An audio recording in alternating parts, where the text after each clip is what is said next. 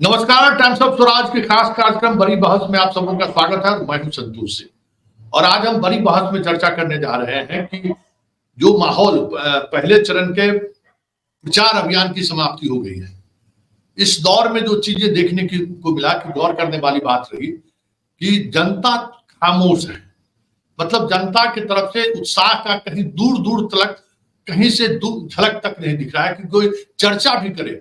अगर आप गांव में जाते हैं, चुनाव पर चर्चा करें तो एकदम अनमनस्क तरीके से, अच्छा ठीक है, वोट आ रहा है, वोट जाएंगे, वोट गिरा देंगे। किसको गिराएंगे, क्यों गिराएंगे, राम के नाम पर हो, रहीम के नाम पर, किसी भी मुद्दों पर बात करने से गांव के लोग साफ बच रहे हैं। जबकि फर्स्ट चरण का प्रचार अभियान खत्म हो चुका है और इस दौरान 100 से अधिक सभाएं हुई है इन 4 कंस्टिट्यूंसी में। फिर भी उस कंस्टिट्यूंसी में आज भी ऐसा लग रहा था जैसे कि कल आज प्रचार अभियान खत्म हो रहा है, 48 घंटे के बाद चुनाव होना है, कुछ लग ही नहीं रहा था। इन तमाम मसलों पर बात करने के लिए हमारे साथ अखिलेश जी जुड़ रहे हैं, जो पहले बिहार पुलिस सेवा के अधिकारी रहे, फिर उन्होंने उस पद से रिजाइन देकर फिर एज ए प्रोफेसर पटना विश्वविद्यालय उन्होंने ज्वाइन की। लेकिन इनकी समझदारी, सोच इस बात को लेकर है कि डेमोक्रेसी में चुनाव के सहारे ही बहुत सारी चीजें बदली जा सकती है। इस बार वो फिर अररिया से चुनाव लड़ रहे हैं और पिछले 10 दिनों से प्रचार अभियान में जुटे हुए। उन जनता की बेरुखी, जनता क्यों नहीं इंटरेस्ट ले रही है, इन तमाम मुद्दों पर हम अखिलेश जी से बात करेंगे कि आखिर इसकी वजह क्या है। अखिलेश जी, आपका स्वागत है इस खास। नमस्कार। अखिलेश जी, क्या वजह है कि अभी फर्स्ट चरण का प्रचार अभियान खत्म हो गया है और मेरा व्यक्तिगत अनुभव रहा कि लोगों से बात करने पर चुनाव को लेकर वो सरगर्मी नहीं देखी जा रही है, एकदम खामोशी देखने को मिला है। क्या वजह है इसकी? देखिए, इसका जो सबसे मुख्य कारण है वो है अभी राजनीतिक दलों का चरित्र। आप किसी भी पार्टी को पकड़ लीजिए, आज का डेट में देखिए, चाहे बीजेपी हो, कांग्रेस हो, आरजेडी हो, जेडीयू हो, या चिराग की पार्टी हो, या सहनी की पार्टी हो, या मांझी जी की पार्टी हो, इन सबों का, या मतलब उपेंद्र कुशवाहा जी की पार्टी हो, तो इन सबों का जो खेल आप देखेंगे तो आपको बिल्कुल स्पष्ट समझ में आ जाएगा कि ये चीजें अब मुट्ठी भर लोगों के हाथ में चली गई है। जनता इस वजह से बहुत नीरस है। अब कोई परिवारवाद पे नहीं बोल सकती है, पहले वही बीजेपी परिवारवाद पे बोलती थी, आज उनके मुंह में ताला लगा हुआ है। वही भ्रष्टाचार के बारे में बोलते थे, अब वो जब इलेक्टोरल बॉन्ड जैसा इतना बड़ा भ्रष्टाचार हुआ है तो उस पर कुछ नहीं बोल पा रहे हैं। अब जो जिस तरह से टिकटों का मतलब जो इंडिया गठबंधन है और एनडीए गठबंधन ने उन्हीं उम्मीदवारों को उतारा है जिनका क्षेत्र में इकबाल बिल्कुल भी नहीं है। मैक्सिमम जो 40 में से 39 सीट पे जीते हुए थे, 39 सांसदों में से आप देखेंगे तो 30-35 ऐसे आपको सांसद मिल जाएंगे जिनका इकबाल 0 है। तो मतलब क्षेत्र में 4-5 ही होंगे जो जो पब्लिक जिनसे थोड़ा खुश होगी। तो ऐसी परिस्थिति में वापस उनको उतारा गया है, तो ऐसे भी पब्लिक नीरस है, सोचिए वोट किसी को देना होगा, दे आएंगे लास्ट में। और जो इंडिया गठबंधन है वो इतना कंफ्यूज्ड है और वो उन्होंने मतलब जिस तरह से टिकट औने पौने जिसको तिसको मन में दिया, तो उसके वजह से भी पब्लिक के अंदर में वो जोश नहीं है। और चुनाव को जिस तरीके से इवेंट मैनेजमेंट के जैसा बना दिया गया है, जो ये पीआर एजेंसीज के द्वारा, यह भी एक बहुत खतरनाक पहलू है कि अब चुनाव में दिलचस्पी लोगों का धीरे धीरे खत्म हो रहा है। और क्योंकि लोगों को लगता है कि जो बहुत पैसा खर्चा करेगा, अब रैलियां, अब कल अब हमारे क्षेत्र में नॉमिनेशन हुआ है भाजपा प्रत्याशी प्रदीप सिंह जी का, उसके जो उन्होंने जिस तरह से पैसे दे के लोगों को जुटाए थे भीड़ में, उसमें चिराग जी आए थे और भी बहुत सारे लोग आए थे, तो सम्राट चौधरी जी खुद आए थे उसमें। जैसा कि सोशल मीडिया में हम देख पाए, एग्जैक्ट पता भी नहीं हमको, तो उसमें लोग बोलते ये सुनाई पड़ रहे हैं कि हमें पैसा के लालच में बुलाया गया था, 500 रुपया पर मोटरसाइकिल और 1500 रुपया पर टेम्पो, लेकिन मुझे पैसा नहीं मिला, गड्डी का गड्डी बटा। अब जिनको नहीं मिला होगा अपना रोष व्यक्त कर रहे थे।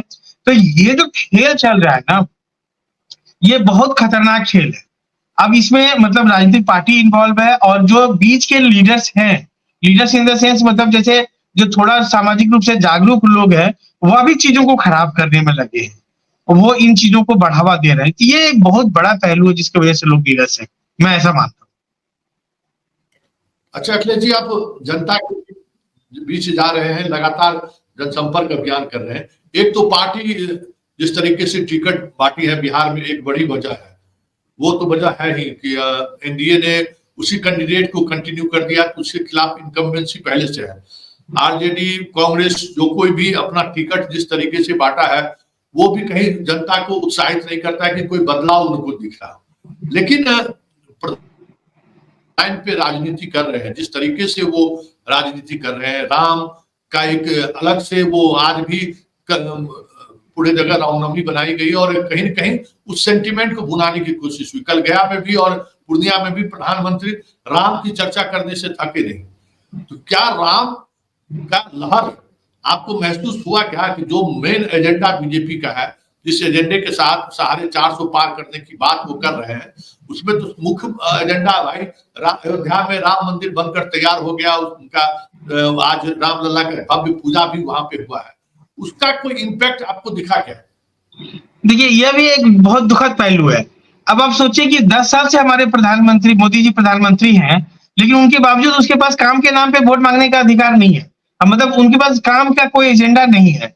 आज भी वो उसी एजेंडे पे चल रहे हैं कि धर्म का नशा के बल पे और मतलब धार्मिक उन्माद के बल पे हम जो है वोट मांगेंगे। तो ये कितना बड़ा दुखद हो सकता है कि कोई एक व्यक्ति 10 वर्षों तक लगातार प्रधानमंत्री रहा हो और ब्रूट मेजोरिटी में रहा हो, जिसमें कि कोई अंकुश नहीं है काम करने का, पूरा फ्रीडम मिला है उनको, और उसके बावजूद वो अपने कामों को नहीं गिना पा रहे हैं और वो धार्मिक बात कर रहे हैं।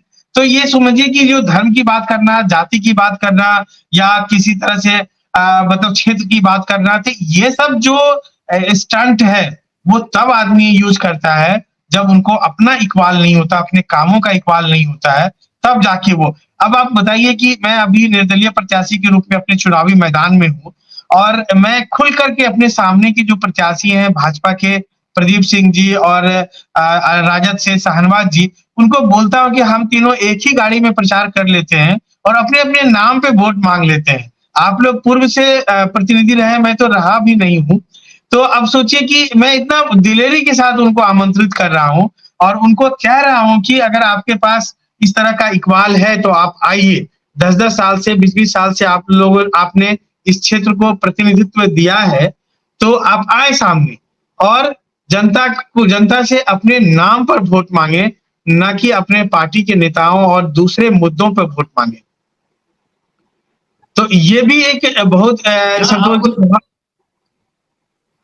संतोष जी, यह एक बहुत मैं रिपीट करूंगा कि ये बहुत दुखद पहलू है कि कोई व्यक्ति 10 साल तक डोमेन में रहता है लेकिन वो अपने काम की बात नहीं करते।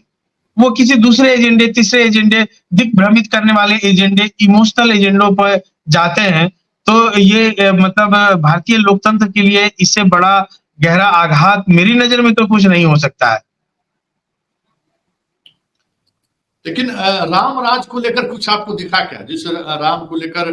और आप जहां देखिए,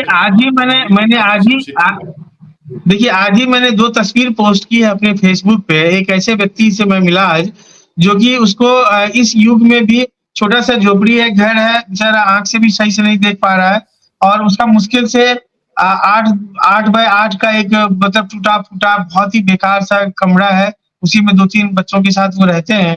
दूसरा मैंने एक पोस्ट किया है कि एक पुल है जो बिल्कुल खड़ा है, उसमें मैंने लिखा था उड़ता पुल, बिल्कुल हवा में नजर आएगा वो। आप मेरे फेसबुक वॉल पे जाके देख लीजिएगा उसकी तस्वीर को, और दोनों तरफ फ्लैंक गायब है, पता ही नहीं चलेगा कि ये पुल किस मकसद से बनाया, कहाँ इसका अप्रोच है, नहीं है, कुछ भी नहीं है, ऐसे ही खड़ा है केवल। मतलब इस तरह से जैसे ये चश्मा खड़ा है इसे, ऐसा ही खड़ा है, इधर कुछ नहीं है, इधर कुछ भी नहीं है उसका। तो पिलर पे मतलब मतलब अब उसमें जो भी पैसा लगा वो तो बर्बाद हो रहा है। ग्रामीणों से जब मैंने पूछा कि 10 साल से, तो ये स्थिति है। तो राम राज्य का मतलब क्या है कि जब हम हर हाथ में रोजगार होगा, हर लोग जो है मतलब ज्ञान की बात करेंगे, पढ़ाई की बात करेंगे, उनको चिकित्सा सुविधा मिलेगा और उनको मतलब एक अच्छा सिक्योरिटी मिलेगा। यहाँ हर लोग होपलेस कंडीशन में है। अभी जैसे मान लीजिए हम बच्चों के हाथ में तलवार दें या कि बच्चों के हाथ में हम कंप्यूटर दें, हम किताब दें, हम हुनर के औजार दें, ये तो नेतृत्व को सोचना पड़ेगा ना कि मुझे बच्चों के हाथ में क्या देना है। झंडे देना है, डंडे देना है, तलवार देना है, या भाला बर्छी देना है, या किताबें देना है। तो हमारा तो मतलब एक मुहिम भी चल रहा है, हर हाथ एक किताब। तो ये एक मुहिम को मैंने छेड़ा हुआ है अभी। ये लेकिन जो वो सवाल हम फिर दोहराएंगे आपसे कि जमीन पे जो लहर बनाने की कोशिश पॉलिटिकल पार्टी के द्वारा हो रहा है, एक कास्ट का पोलराइजेशन चाह रहा है, दूसरा धर्म के नाम पर पोलराइजेशन चाह रहा है। जमीनी हकीकत आप लगातार घूम रहे हैं, आपको क्या लग रहा है, कोई पोलराइजेशन या कुछ इस तरीके की चीजें चल रही हैं, या फिर आपको आपकी नजर में भी जनता जो इश्यूज है इस वजह से महंगाई भी है, बेरोजगारी भी है और इसकी कोई चर्चा नहीं हो रही है चुनाव में, उसका भी असर कहीं दिख रहा है क्या? देखिए मतलब जब मैं अभी बहुत सघन चुनावी अभियान चला रहा हूँ, तो जनता के बीच में निराशा है। रोजगार को लेके युवाओं से मेरा ज्यादा कनेक्ट हो रहा है।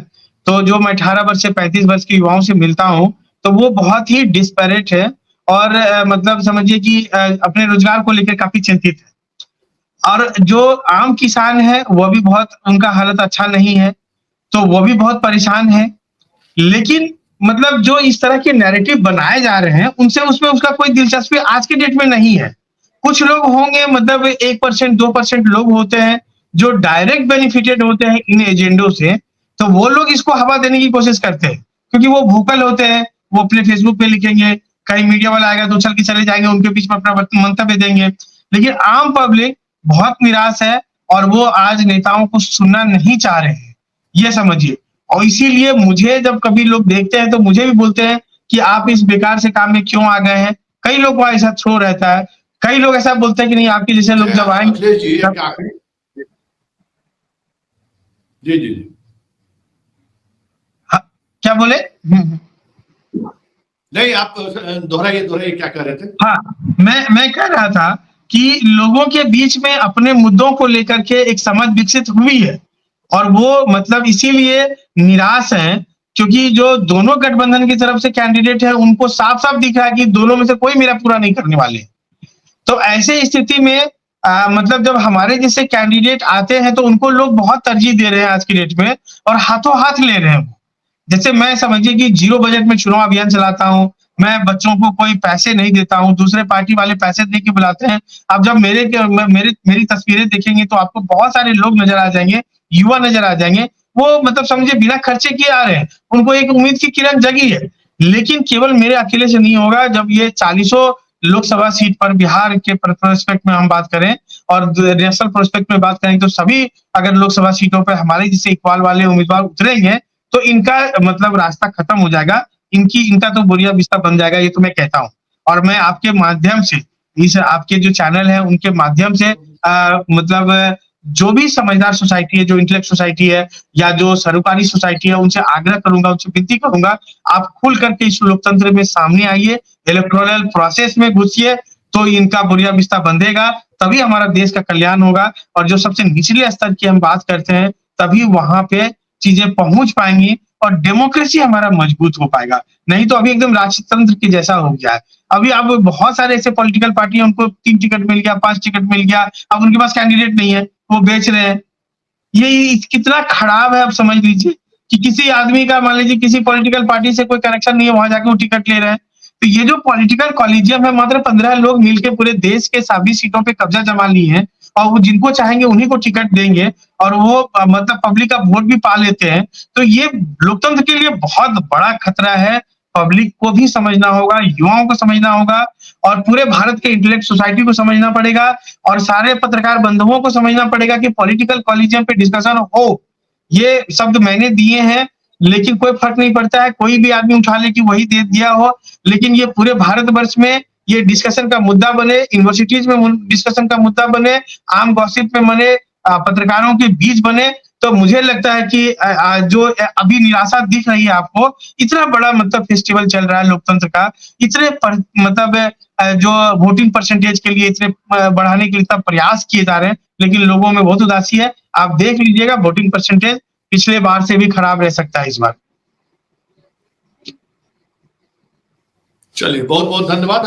हमारे साथ अखिलेश जी जुड़े हुए थे, जिनसे हम उन चीजों को समझना चाहते थे, जिन सवालों से हम लगातार पिछले कई दिनों से खुद रूबरू हो रहे हैं कि जनता में उत्साह क्यों नहीं है। बहुत सारी चीजें सामने आई, लेकिन सबसे बड़ा सवाल ये है कि फर्स्ट फेज का प्रचार अभियान खत्म हो चुका है और 1 2 3 नहीं 100 से अधिक सभाएं उन इलाकों में हुई है जहां फर्स्ट फेज का चुनाव होना है, लेकिन अभी भी पूरी तौर पर जनता खामोश है। चलिए इसे खास बहस को यही समाप्त करते हैं, फिर किसी नए मुद्दों के साथ हमारी आपकी मुलाकात होगी। फिलहाल हमें इजाजत दीजिए अखिलेश जी, नमस्कार।